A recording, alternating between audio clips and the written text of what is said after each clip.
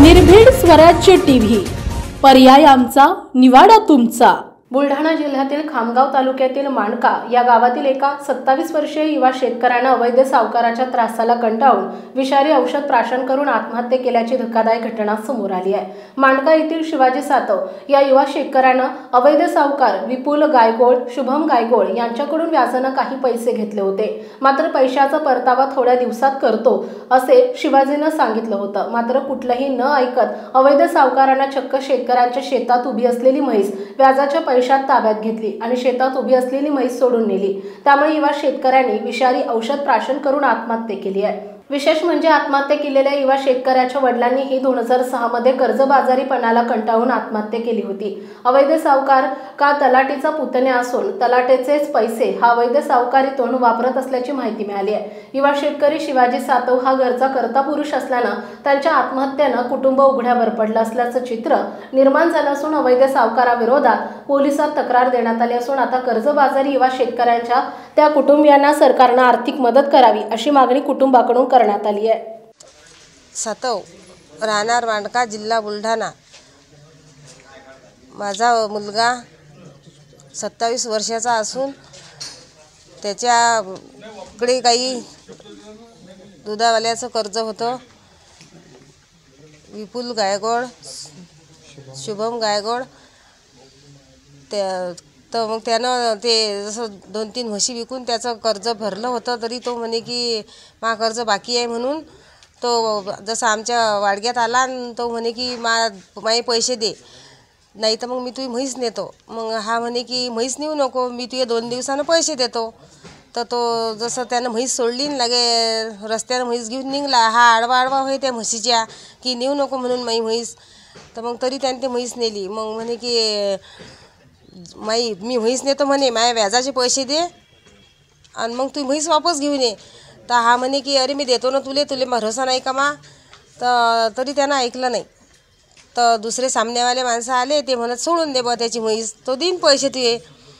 तर त्यानं ते दोर जसं त्याच्या शिवाच्या अंगावर टाकून दिले, पण सामनेवाल्यानं अजून ते घेतले। म्हणे आज तू हे दोर हाती घे म्हणे, काल तुझ्या हाती नाही म्हणे, याच्या जो काहीच उरलं नाही म्हणे, एवढीच म्हैस उरली, 2-3 म्हशी मेल्या म्हणे याच्या, असं म्हटलं होतं। आणि तरी पण मग जसं तो ऐके नाही, त्यानं म्हैस नेली आणि लागे हा जसं राग खामगावले आला आणि ते विषारी औषध घेतलं वाडग्यात जाऊन, याले व्हिडिओ कॉल केला की मी औषध घेतलं आता, तरी म्हैस तू आणून देत नाही। तर तो म्हणे मी आणून नाही देत म्हणे, त्याच्यानं होईन ते करून घे। आणि ती शिशी पेला तो लागे पंख्यावर फेकून दिली। मग दुसरा माणूस आला धनगर समाजाचा, तो म्हणे की काय रे बा काय करून राहिला शिवा तू, तर म्हणे अरे काही खरं नाही म्हणे, मी मरतो आता। तसंच त्यानं त्याला धरलं आणि लागे फोन लावले ॲटोवालेले आणि लागे म्हणे की जसं मला दवाखान्यात नाही म्हणे, आता मी जसं मा आईला फोन ला मा भावाले बोलावून घे म्हणे तटी। तर मग त्यानं भावाले बोलावलं, मग या विकासनं तटी त्याला फोन लावला की जसं मा भावाले दवाखान्यात आणा म्हणून।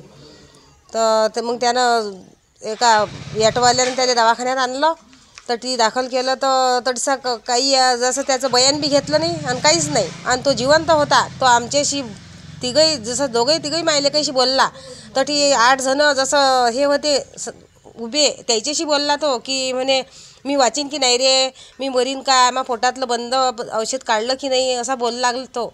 आणि ठीक जसं हे डॉक्टर लोकांचं जसं ते पिंपळगावले असं हे गेलं की बा आमच्याजवळ असं आलं त्याचं की पेशंट बेहोश होतं, पण बेहोश नव्हता तो, OPTतून तो चालत आला होता वार्डाला। आम्हाला वार्डात चांगलं होतं न्या तटीतं, आणि या लोकांनी तटी आम्ही रिपोर्ट द्यायला गेलो तर त्याईनं त्याचा रिपोर्ट बी घेतला नाही, काहीच नाही। आणि जसं आम्हाला म्हणत की बा तुम्ही काही लिहून आणा, काल रविवार होता तर काही लेखी आणा, मग ते जसं दिलं ते लिहून बी, पण तरी त्या जसं आम्हाला कोण्या काचा फोन जसं आलाच नाही ना, आम्हाला काही कोणा सहारा केलाच नाही। तुमची मागणी काय? आमची मागणी आता जसं पोरग्यानं म्हटलं की विपुल गायगोळ, शुभम गायगोळ आणि ती ज्यानं दोर हाती देलती त्याचा काही न्याय लागल्याशिवाय म्हणे मला शांत वाटणार नाही म्हणे। त्यानं सांगलं होतं मला की आई या 3 जणांचा काहीतरी गटाचं कर्ज पाणी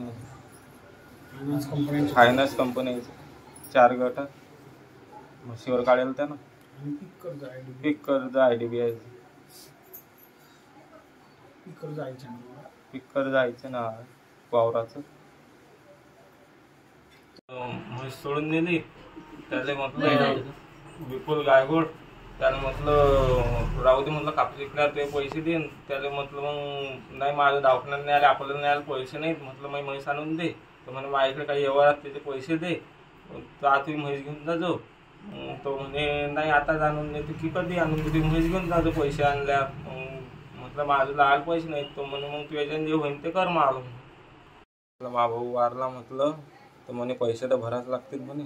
आता तर वारला, आम्ही कुठून भरा, आता आमच्याकडे पैसे काही नाहीत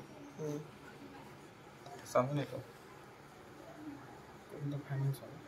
माझा सरा करता धरता तोच होता, आम्हाला काही माहित नव्हतं. लगे शुभम गायगोड आणि सागर बोचरे तलाडाचे कोण आहे? पुतणे, 2 पुतण्यात, एक गावातला पाणक्यातला. किती पैसे? भावाचा म्हणे त्यानं म्हैस सोडून जरी वाळगे म्हणतील, त्याला फोन लाव, फोन म्हैस राहू द्यायची सांग. मग मी फोन केला, त्याला म्हटलं माझी म्हैस राहू दे, म्हटलं कापूस विकल्यावर तुझे पैसे देईन. तो म्हणे माझे पैसे आता आणून दे की संध्याकाळी आणून दे, माझी म्हैस जा पैसे जा आणून देईन, किंवा म्हैस देईन म्हणे मी तुझे. तर म्हटलं नाही का माझे. मग त्याला दवाखान्यात पोहोचल्यात मी डबल. बुलढाणा जिल्ह्यातील महत्त्वाच्या घटना आणि घडामोडी पाहण्यासाठी तुम्ही निर्भीड स्वराज्य या चॅनलला अद्यापही सबस्क्राईब केलं नसेल तर आत्ताच जाऊन सबस्क्राईब करा आणि बेल आयकॉन दाबायला विसरू नका. आणि फेसबुक पेजला शेअर आणि लाईक करा. पाहत राहा निर्भीड स्वराज्य.